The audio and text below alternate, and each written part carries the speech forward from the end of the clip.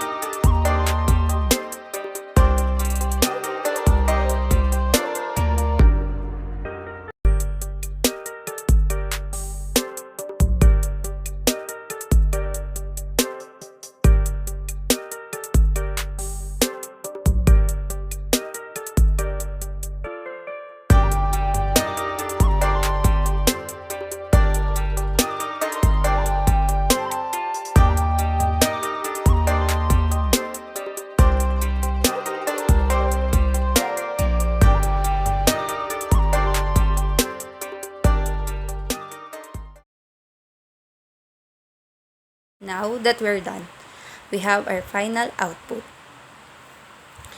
Ngayon naman, ipapaliwanag ko kung bakit ito yung napili kong poster. Kaya ganito yung poster ko kasi para sa akin, ito yung pinakamadaling gawin or easiest way to make a relevant poster.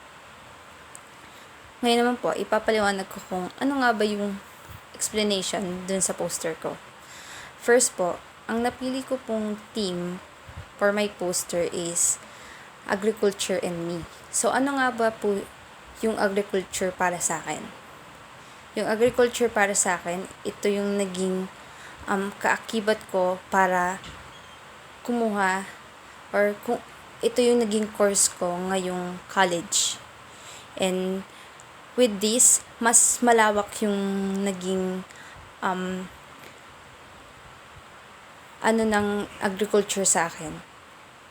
Kung baga, malaking part na ng buhay ko or pagkatao ko ang agriculture. Since ito nga yung tinataha ko or tinitake kong way.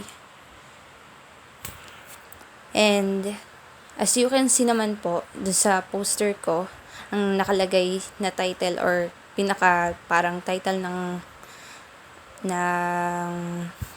poster ko is Future in Agriculture. So, ano nga ba yung future natin pag nag-take tayo ng agriculture.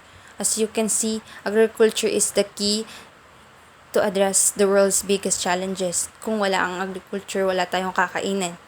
And agriculture, hindi lang po yan pagsasaka or kumbaga pagtatanim. Agriculture, madami ka pong makukuha ditong trabaho. Huwag po natin laging isipin na ang agriculture ay pagsasaka lang. And as you can see nga po dun sa mga picture na nilagay ko or elements na nilagay ko dun sa aking poster is pinakita dun yung iba't ibang trabaho na pwede mong makuha or yung future na pwede mong makuha sa agriculture. Yun lang po. Thank you.